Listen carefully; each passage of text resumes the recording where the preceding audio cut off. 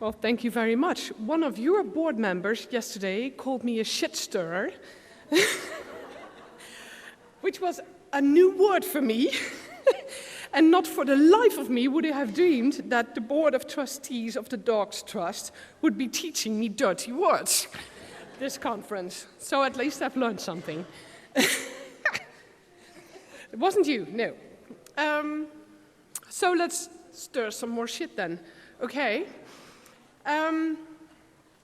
Today I'm going to talk about a different topic that is a little bit connected to my topic yesterday, and that is about what we call BSL. For the non-native English speakers, that is an abbreviation for breed-specific legislation. I prefer the term TSL, type-specific legislation, because it's not only a breed we're talking about. Actually, it's most of the times it's not a breed that we're talking about.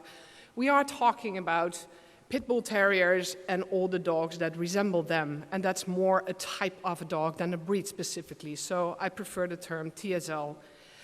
And don't worry, I will not discuss with you the pros and cons of pit bull views here, even not after what happened last week in the United Kingdom. I'm very well aware of that, but we are not going to hit that field. The only thing that I'd like to address is animal welfare, because that's what we're here for.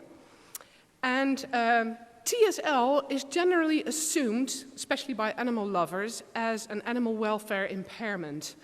Now, working as a lawyer, I've been running into TSL, and it's confronted me with some issues that are definitely animal welfare related. So I thought I'd share them with you. And let's begin with the situation in the Netherlands, because the Netherlands is paradise. From 1993 till 2009, we had TSL. The type pit bull dog was prohibited by law. And that exactly was the type of dog that did not have a pedigree. It was the dog described by 33 characteristics, and without a pedigree. It could be an American bulldog, a Boer bull, or other mixes that resembled this pit bull terrier. They were forbidden to obtain, to sell, to breed, but also just having them. That did not mean that we had pit bull raids seizing them. In a transfer period, the owners were allowed to register them, muzzle them, put them on a leash, and keep them and live a long and fairly happy life. So there were no raids or bad situations. After a certain date, the non-registered ones, yes, they were forbidden, but not for the ones that were there. In 2009, the ban was lifted, and that means that now, 5 years later, we are in a situation in our country where we have no regulations at all about breeds.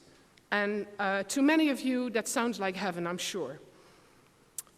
But we've run into some very severe animal welfare issues, and the ones that I will address here today are welfare issues in shelters, dog crimes, dog fighting, and a little bit about the victims, but then again related to the animal welfare part of that.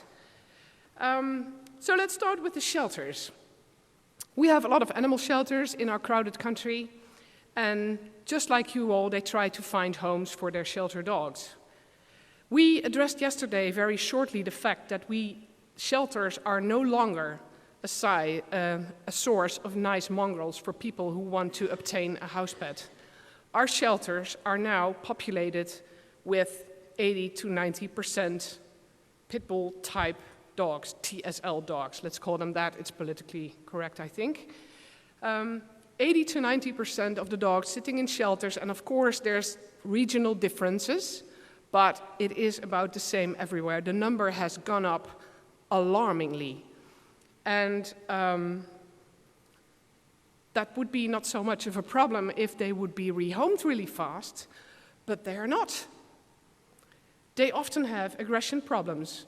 They live their life in cages for weeks, months, years eventually, and from a country that had one of the highest no-kill rates in the world, we are slowly sinking on that scale because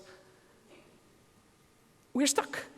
And only last week, and I traveled here, so it's not my fault, there was a press release about the shelters being desperate because they're stuck with these dogs.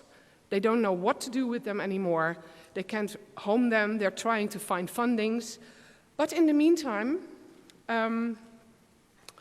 they often sit in single confinement, spending their lives there. And it's actually worse than the situation under TSL. Because I heard the argument even here today discussing with people. They say, well, TSL was bad because so many dogs were seized, locked up, and euthanized. But actually, the number of dogs now locked up and euthanized of this type of dog is far worse than it ever was under TSL. So, animal welfare-wise, it's a point to consider. Also the fact that they do sit in single confinement. They don't have nice times in the playground with lots of other lovely puppies. They sit there and wait it out. And there is actually, you can say, well, that's for any shelter dog. Of course, in a way it is. But in the Western countries, there is no other type of dog where this effect is so absolutely gruesome. It means that pit bull type dogs are now meant to be fuel for cremation in facilities. And I think that's sad and a point to take into consideration. The other point that we addressed yesterday was the fact that the mayor, I know it's spelled different. I had the French word in mind, so the mayor pays for 2 weeks for the dogs. But these dogs are not rehomed in 2 weeks. And the shelters are stuck. They're heading for a financial pitfall because they're stuck with those dogs. It's very hard to rehome them. The mayor is not paying for it anymore. I was at several local government meetings where the vet of the shelter would cry out to the government, please, please give us more money because we get stuck. Those dogs can be rehomed, what do we do? And for safety reasons, I will not repeat the reaction of the local government. But there are desperate cries. And that leads to another point in welfare. In their despair, shelters want to rehome these dogs. And what they do is they put Labradors up for adoption. We discussed that yesterday too. The Labrador is a very popular dog. So we have a lot of Labrador mixes that are not Labrador mixes, but sold as such by the shelters. It results in innocent, maybe gullible, naive people buying a shelter dog, going to the dog park, and I've had several cases. I work as an attorney, so I get them. And they go to the dog park, they let the dog off leash to nicely play with other dogs, and the dog hits and runs and kills another dog. Boom. And those people feel they are shocked, flabbergasted, totally lost their way in the dog world. The credibility of the shelter as a source where to get a dog just falls in very, very fast rates. And believe me, those people put it out on Facebook to their friends and everywhere. They tell them, do not go to a shelter for a dog.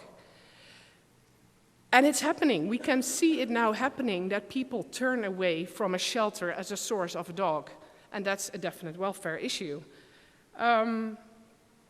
What also happens, and the press notices that too, is that shelters put up advertisement for a wonderful Staffordshire breed mix, whatever. It's a male, he's only a little dominant, he's not good with small children, it's not good with cats, and preferably not be left off leash with other dogs. Please be careful about this, please be careful about that. But he loves long walks off leash. And the press starts noticing this, that shelters get to desperate measures to get rid of these dogs and home them. And again, the credibility of the shelters, and I think that's really something to worry about, the credibility of the shelters is going down. So shelter-wise, we are in trouble, and that's only shelter-wise. We have a few other problems, and that comes down with reading a lot of unpleasant literature about criminal lawsuits, and then I'm not even addressing the crimes against the dogs themselves, but the crimes against humans. And again, it's very unpleasant literature, let me tell you. we talk about violence, we talk about women trade, about serious abuse, about abduction, about threats in the street. And I'm sorry to say that if in the case the criminal has a dog, it's not a poodle. It's not a flat-coated retriever, and it's not a nice mongrel from Romania or anywhere else of your shelters. It's not. It's a TSL dog. And they use them to threat, to bite, to abduct, to do whatever, and it's not helping the dog, I think.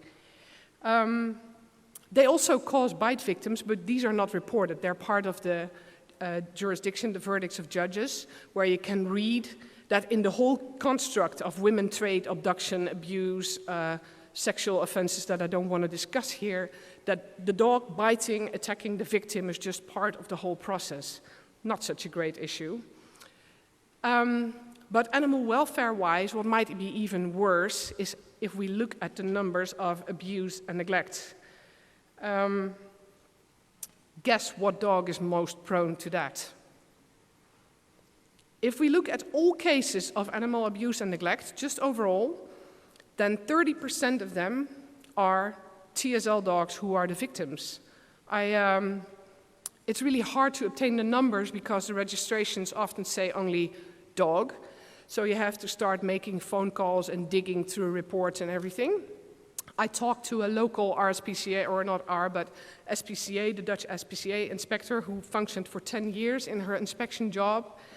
And she said, I've seen hundreds of cases where abuse and neglect were at stake, and 30% of them were TSL dogs, and if we take out only the dog cases of that, 80% is TSL-type dogs, who are prone to get bashed, get beaten, scarred, emaciated, abused, kicked, whatever.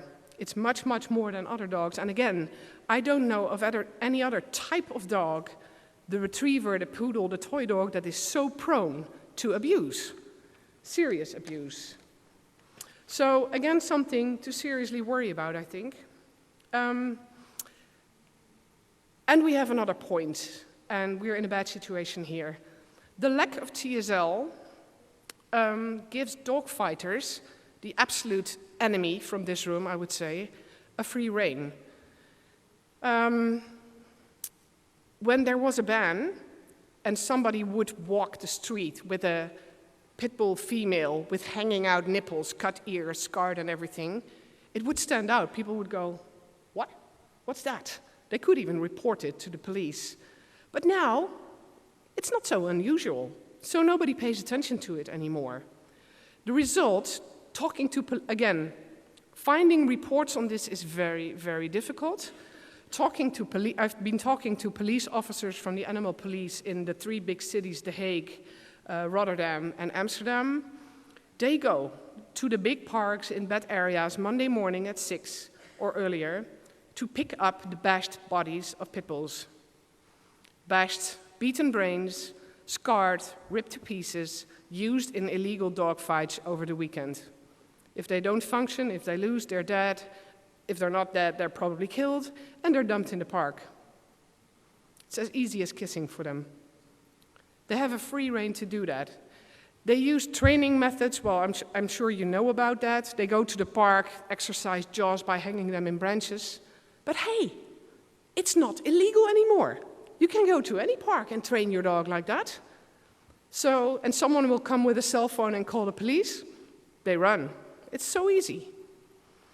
So they also can go to foreign countries. They can breed their own mixes. They can pick the 2 puppies that are best fit for their fights and sell the rest on the internet because there's no ban. They can even make big-time money with those dogs.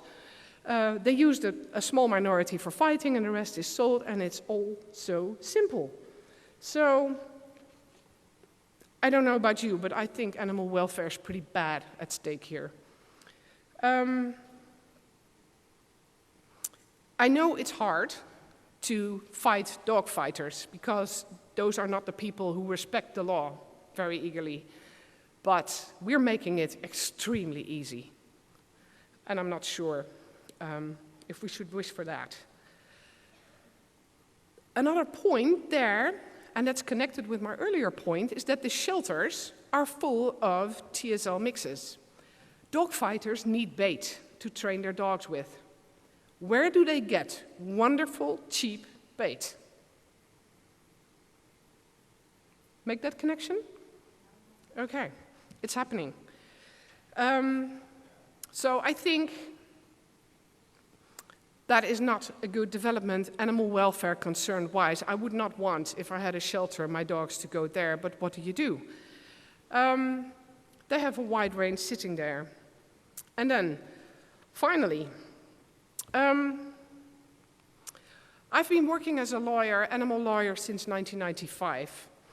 And the lift of the pit bull ban was then operant, and now it's not anymore. I've been doing some asking around for you, not only referring to my own practices, but any regular vet practice may say something that they have now about 4 cases of serious wounded dogs a week, serious wounded or even killed.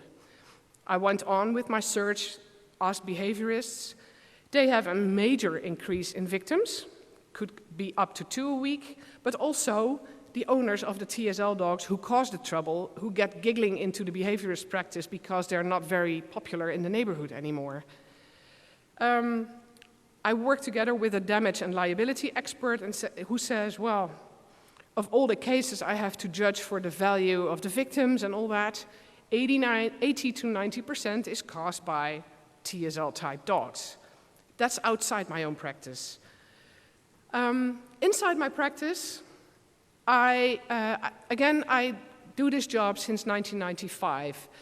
During the ban, from 1995 until 2009, I had not more than 5 serious wounded cases, an animal serious wounded or even killed. And again, I'm talking animal welfare, not human victims, animal victims. Killed cats, ripped to pieces dogs, even horses being attacked or even cows being attacked, animal victims, not the human victims. Up till 2009, I had, from 1995 to 2009, I had about 5 cases, and I remember them individually because it was so exceptional, I still know them. Then, the ban was lifted in 2009, and from 2 years later, it started exploding so hard that I started registering.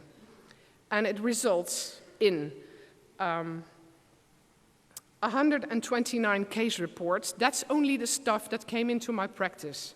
I'm not involving media, circus, whatever, only owners who came to me. And I know it's biased because they seek a lawyer's help when it's bad. They don't come to me because whatever kind of dogs have been growling at each other in the park. That's not what you find a lawyer for. So I do have the bad cases. I cannot statistically validate it or whatever because what do? Ask another lawyer who never heard of the phenomenon dog to begin with? Can't. So I can only just register what I got. In those 129 case reports, there were 176 dogs involved because some attacks are performed by more than 1 dog. And the victims vary, mostly dogs, also humans. Both get hurt, horses, cattle, cats, and I have the list with me, the Excel sheet, if you want to look at it, it's in Dutch, but if you want to flip through it, you're welcome. We all talk about very serious maiming and killing of the victims. I inserted some pictures, just to give you an idea about what this is like. And apart from the animal welfare issue here, because I am not a scientist, but I am very convinced that this type of wounds cause suffering in an animal. So apart from the suffering of the victim, this brings 4 different other problems with it, only the animal victims. It results in less acceptance of dogs. This number is going up so bad that the acceptance of dogs is going down because people feel dogs are dangerous creatures. Keep them out. And we have already hit that stage where dog owners are getting pushed out of society, which is a shame. I mean, we heard speakers today that talked about the social function of dogs, the dog as an icebreaker. it is decreasing. What happens now is that people meet each other in the park. They have a nice chat with their dogs. Someone comes in with one of a TSL-type dogs, and they just scatter about. They're gone. End of ice-breaking situation, end of social contacts. There's people crying, where can I walk my dog safely? I don't feel safe anymore. What also happens is an arms race. What we see, or what I see, for example, the owners of this little beagle who survived the attack, you can see in the picture the beagle was already of age during the attack, and it died some 5 years after that. And the owners were just doggy people. They wanted a new dog. What do? They say, well, this is not ever going to happen to us again. Our new dog is a mix between an American Bulldog and an Akita. If there's a dog to be killed, it's someone else's dog, but not ours. So we get an arms race. And what's even worse is that people feel so threatened. I mean, if the numbers come to me as a lawyer, I can only imagine what they are on a national base. And what I hear, I have had several lawsuits where, for instance, the owner of a Jack Russell is walking in the park and a Stafford attacks the Jack Russell, seriously does. Kicking, screaming, pulling, it does not help the dog. So what he finally does, he has a pocket knife with him and he just plants it in the Stafford. Well, it caused the Stafford to release the Jack Russell, and the Jack Russell survived. The Jack Russell owner was prosecuted for animal abuse. And here's the judge saying, well, no. Having a Stafford off leash in a dog park, that's asking for trouble. No animal abuse at stake. Bye. That starts to sound like a justification for violence against dogs. I've had people kicking them. We had incidents where even police, last month, in a month's time, policemen twice shot a dog on the street because it annoyed them. Never was very clear whether it was dangerous or not, but they shot it. Another policewoman, her service dog was attacked by 2 Staffords, and she just drew her gun and boom, boom, killed them. We don't have that opportunity, but the owners of all those 129 victims start saying, I'm going to the dog park with a knife. I carry pepper spray. I carry ammonia. And I'm like, please, are you really capable of using it? Ew. So that is, I think, serious animal welfare is at stake there. And I put it in a graph, the 129 cases with the 176 dogs. Of those 176 dogs involved, there were 2 Turkish shepherds. I'm not sure if they were Anatols or Karabash or Akbash. I need the Turkish people to explain that to me, but there were those type of dogs. One was a German wirehead pointer, and the rest was all TSL-type dogs, of the dogs involved. I made a difference, which is not really important, between reported Stafford, and that could be Amstaff, Pitbull, Staffordshire Bull, whatever. I don't believe an owner who is sitting in the street with their dog on their knees being ripped and bleeding to death has the exact differences about a Stafford and a Staffordshire Bull. The American Bulldog and the rest, which is Boer Bull, Presa Canario, Mastino, Bull Terrier, whatever, is all in that section. I will not talk about those owners reporting sitting there on the stairs, on the curb, on the street with their dog in their arms bleeding to death, asking me, how will I explain to my 8-year-old daughter what happened to her puppy? Her kids walking the dog outside, or someone's kids walking outside, the dog getting attacked by 2 TSL-type dogs that jumped over the fence and just ripped the dog to pieces. They still wake up screaming in the middle of the night. But that's not the point we talk about. If we talk about animal welfare, we should address these issues I talked about now. And what we should ask ourselves is, are we protecting them by having them being so prone to bad people? I cannot call it politically correct. I think that's bad people. Or should we help them, really, by serious prevention? I just put it up as a question, as a part of the shit stirring. But for now, I thank you for your attention. I'm sure you have lots to say about it later, but thank you.